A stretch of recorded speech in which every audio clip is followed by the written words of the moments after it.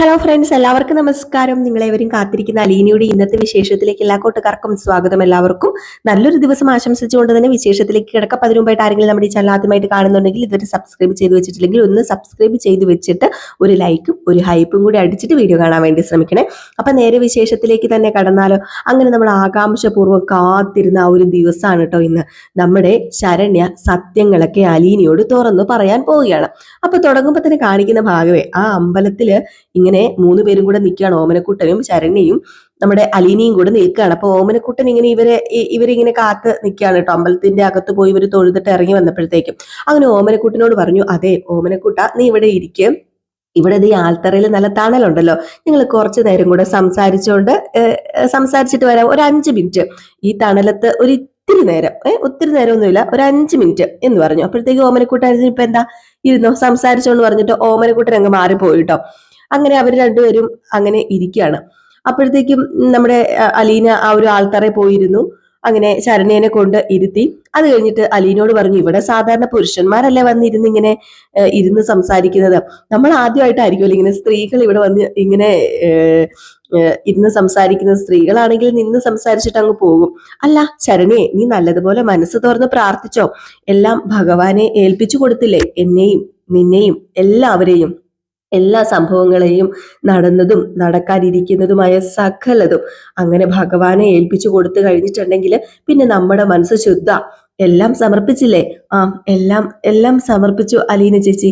മനസ്സിന്റെ ഭാരം, വേദന, സങ്കടം എല്ലാം നീ വിട്ടുകൊടുത്തില്ലേ? അലീന ചേച്ചി, എനിക്ക് ഒരുപാട് ആശ്വാസം കിട്ടിയ പോലെ തോന്നുക. സത്യമായിട്ടും പേടി കുറഞ്ഞോ നിന്റെ? ആ, പേടി കുറഞ്ഞെന്ന് ചോദിച്ചാൽ എനിക്കിപ്പൊ അത്രയ്ക്ക് പേടി തോന്നുന്നില്ല. എന്തോ വല്ലാത്തൊരു ശാന്തത തോന്നുന്നു. അത് ഞാൻ എൻ്റെ കൃഷ്ണനെ ഏൽപ്പിച്ച പോലെ എനിക്ക് തോന്നുന്നത്. എൻ്റെ പേടി, എൻ്റെ ഉള്ളില് ഭയവേ. മനുഷ്യരെ ഏറ്റവും കൂടുതൽ ഭയപ്പെടുന്നത് എന്തിനാണെന്ന് നിനക്കറിയാമോ ശരണ്യ? അത് അത് എന്തിനാ അലീന ചേച്ചി? പാമ്പ്? പാമ്പിനെയൊന്നും അല്ല. പിശാചിനെയാണോ? ഹേയ്, അതുമല്ല. ഇടിമിന്നൽ, വെള്ളപ്പൊക്കം, തീയ്. തീയാണല്ലേ ഏറ്റവും കൂടുതൽ പേടി മനുഷ്യർക്ക്. തൊട്ടാ പൊള്ളില്ലേ? അതുമല്ല മോളെ, അതൊന്നും അല്ല മനുഷ്യർക്ക് ഏറ്റവും കൂടുതൽ പേടി.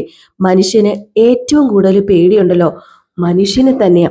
കൂട്ടമായിട്ട് ജീവിക്കുന്ന വേറൊരു ജീവി വർഗത്തിനും സ്വന്തം വർഗത്തിലുള്ളവരെ ഇത്രയ്ക്ക് പേടി ഉണ്ടാവത്തില്ല. അതെ, അതങ്ങനെയാണ്. ഈ ലോകത്തിലേക്ക് വെച്ച ഏറ്റവും ദുഷിച്ച ജീവി ഉണ്ടല്ലോ മനുഷ്യൻ തന്നെയാ. മനുഷ്യനെ കൊന്നൊടുക്കിയ പോലെ മറ്റൊരു ജീവി വർഗവും അവരുടെ സ്വന്തം വർഗത്തെ കൂട്ടക്കൊല നടത്തിയിട്ടില്ല. അതാണ് മനുഷ്യജന്മം. മനുഷ്യജന്മത്തിന്റെ പ്രത്യേകത അതാ. കൊല്ലാനുള്ള കത്തി പുറകില് ഒളിപ്പിച്ച് പിടിച്ചിട്ട് ചിരിച്ചുകൊണ്ട് ഒരു ജീവിയും ചിരിക്കാറില്ല. മറ്റൊരു ജീവിയും തൻ്റെ കൂടെ നിൽക്കുന്നവരെ ചതിക്കാറില്ല, വഞ്ചിക്കാറില്ല, ചിരി കാണിച്ച് മയക്കാറില്ല.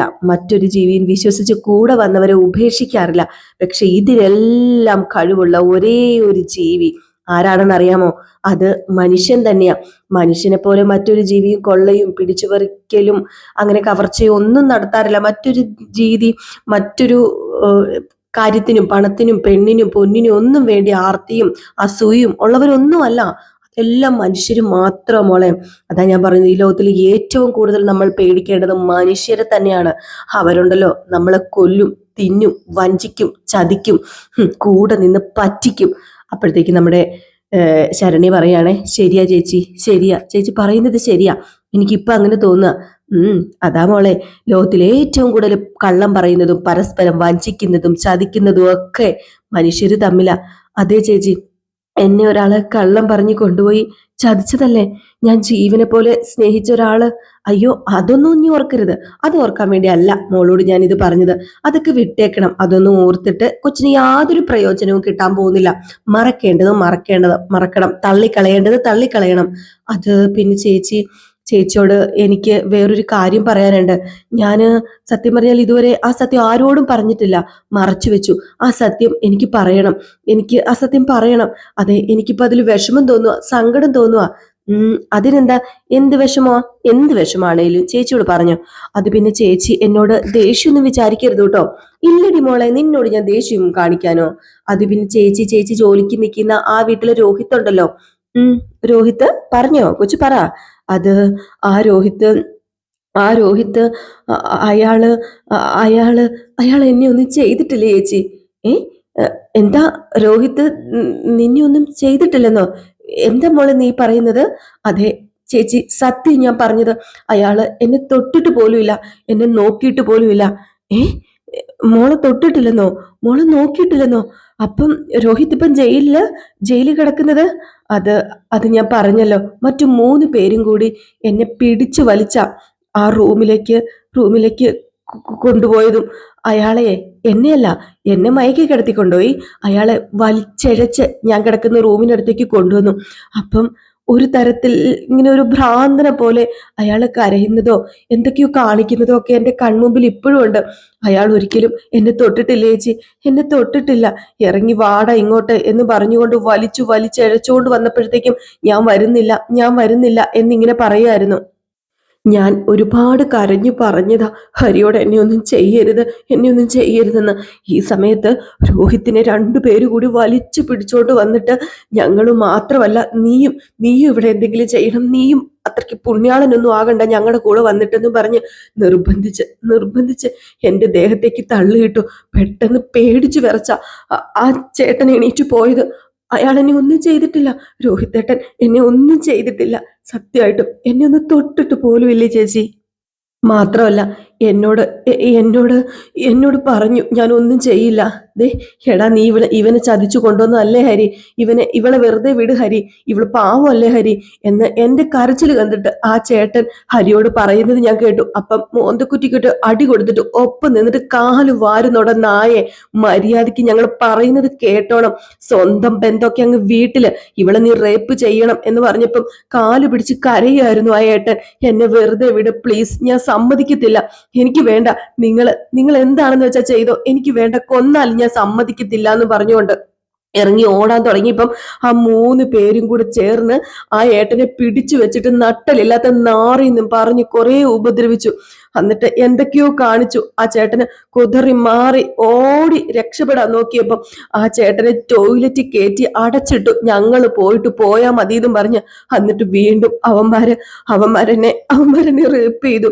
അപ്പോഴെല്ലാം ആ ചേട്ടൻ ടോയ്ലറ്റിനകത്ത് കിടക്കുമായിരുന്നു. ആ ഏട്ടൻ എന്നെ തൊട്ടിട്ടില്ല, എന്നെ ഒന്നും ചെയ്തിട്ടില്ല. ആ ഏട്ടന്റെ മാനസികാവസ്ഥ ഒരു പ്രത്യേക രീതിയായിരുന്നു എന്നും പറഞ്ഞുകൊണ്ട് നമ്മുടെ ശരണ്യ ഇതൊക്കെ പറഞ്ഞ് കരയാണ് കേട്ടോ. ഏതായാലും ഈ സീൻ കാണിക്കുന്നും കൂടി ഉണ്ടേ, പറയുക മാത്രമല്ല കാണിക്കുകയും കൂടി ചെയ്യുന്നുണ്ട്. ഏതായാലും ഇത്രയും പറഞ്ഞു തീർന്നപ്പോഴത്തേക്ക് നമ്മുടെ ഓമനക്കുട്ടൻ വന്നിട്ട്, അതെ നമുക്ക് പോകണ്ടേ? അപ്പോഴത്തേക്കും അലീന് ചോദിച്ചു, അല്ല മോളെ, പോലീസിനോട് മറ്റുള്ളവരോട് വീട്ടിനുള്ളവരോട് നീ എല്ലാരോടും ഇതൊക്കെ പറയണ്ടായിരുന്നോ? അത് പിന്നെ ഞാൻ പോലീസിനോട് പറഞ്ഞതാ, പക്ഷെ ആ ചേട്ടന്റെ പേരാ പോലീസ് ചേർത്തത്. ഞാൻ വീട്ടിലും പറഞ്ഞതാ 3 പേരാ എന്നെ ഉപദ്രവിച്ചതെന്ന്.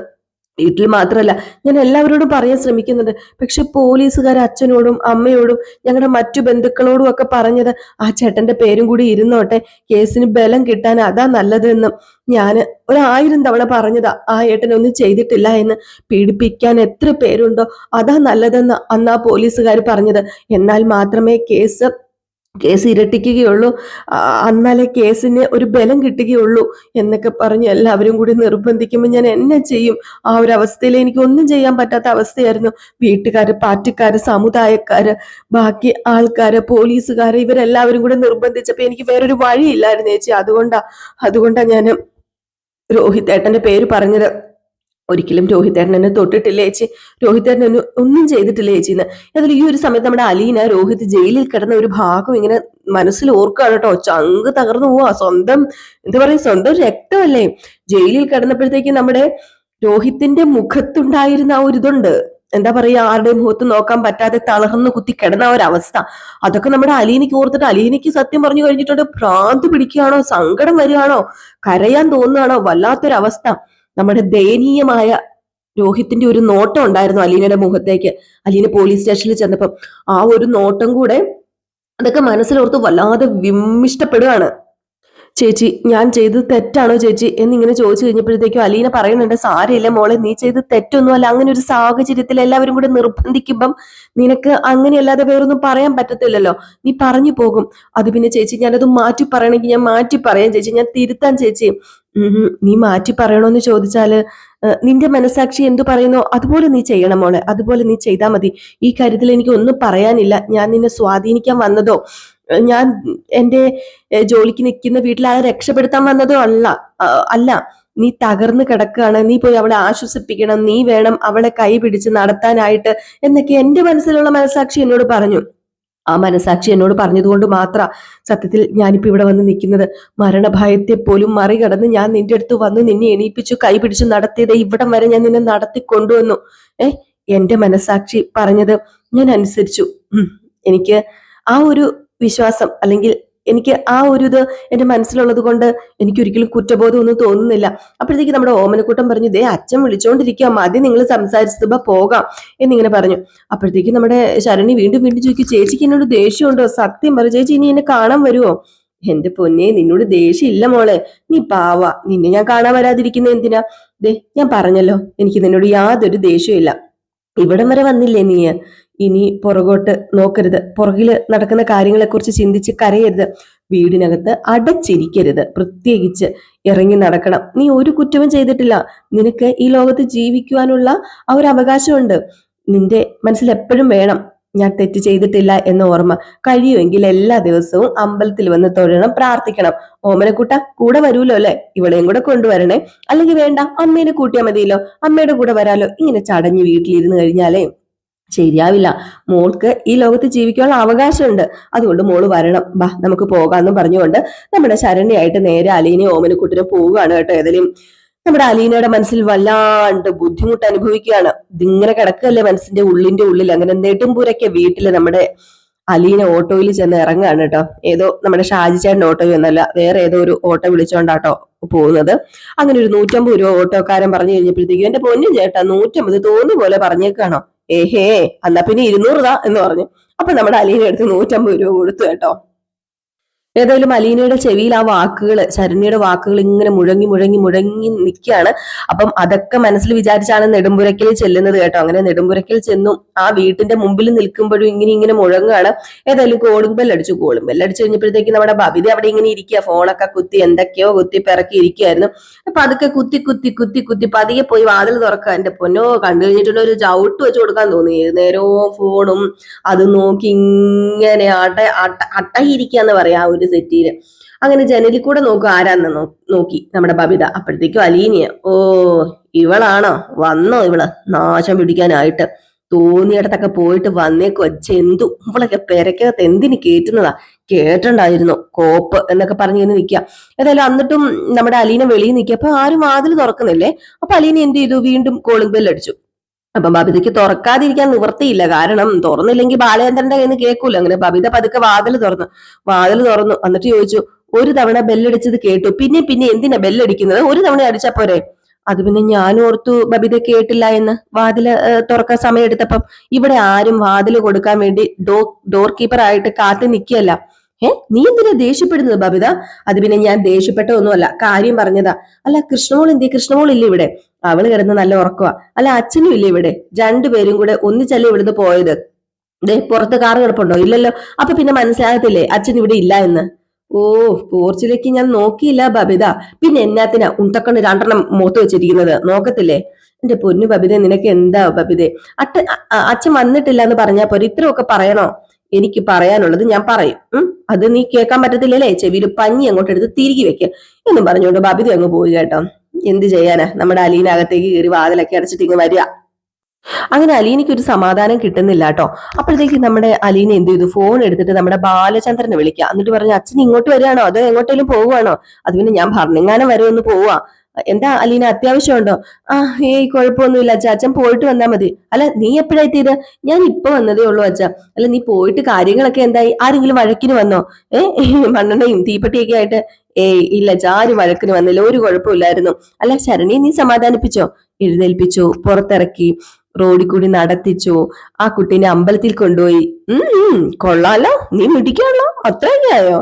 ആഹാ, കൊള്ളാം. അടിപൊളി, അവളെങ്കിലും രക്ഷപ്പെടട്ടെ. അല്ല അച്ഛൻ പോയിട്ട് പെട്ടെന്ന് വാട്ടോ, എനിക്ക് വേറൊരു സംഗതി പറയാനുണ്ട്. എന്നാടി നിനക്ക് പറയാനുള്ളേ? അത് പിന്നെ ഞാൻ വന്നിട്ട് പറയാച്ചാ എന്ന് പറഞ്ഞിട്ട് ഫോൺ കട്ട് ചെയ്യാണ് കേട്ടോ. ഏതായാലും കാര്യം ഇതാണെന്നൊന്നും പറഞ്ഞില്ല. നമ്മുടെ ബാലചന്ദ്രന് സ്വർക്കം കിട്ടിയ അവസ്ഥയാവൂലേ കാര്യം കേട്ട് കഴിഞ്ഞാല്. ഏതായാലും ഈ സമയത്ത് പിന്നെ കാണിക്കുന്ന നമ്മുടെ ബാലചന്ദ്രന്റെ അകത്തേക്ക് കയറി വരികയാണ് കേട്ടോ. അയ്യോ, ബാലചന്ദ്രന്റെ അകത്തേക്ക് എന്തെങ്കിലും അറിഞ്ഞിട്ടാണോ കയറി വരുന്നത്? ഇപ്പം മനസ്സിൽ ലഡു പൊട്ടാൻ മാത്രം ഒന്നും അറിഞ്ഞിട്ടല്ല കയറി വരുന്നത്. ഏതായാലും ബാലചന്ദ്രൻ കയറി വന്നു, ഇപ്പൊ തന്നെ ലഡു പൊട്ടും. അപ്പോഴത്തേക്ക് നമ്മുടെ ബാലചന്ദ്രൻ വന്നതും അലീന വാതിൽ തുറന്നു. അപ്പൊ ബാലചന്ദ്രൻ ചോദിച്ചാൽ നീ വെയിറ്റ് ചെയ്ത് നിൽക്കുമായിരുന്നോ? അതെ, എന്തോ ഒരു വിഷയം ഉണ്ടല്ലോ. ഒരു വിഷയമുണ്ട്. അതെ, ഇത് കുറച്ച് ഫ്രൂട്ട്സ് ആണ്, ഇത് ഫ്രിഡ്ജിന്റെ അകത്തേക്ക് വെച്ചേരെന്ന് പറഞ്ഞുകൊണ്ട് ഫ്രൂട്ട്സ് കയ്യിലേക്ക് കൊടുത്തേ. എന്നിട്ട് നമ്മളെ അലീന വാതിലൊക്കെ അടച്ചു, സേഫ് ആക്കി.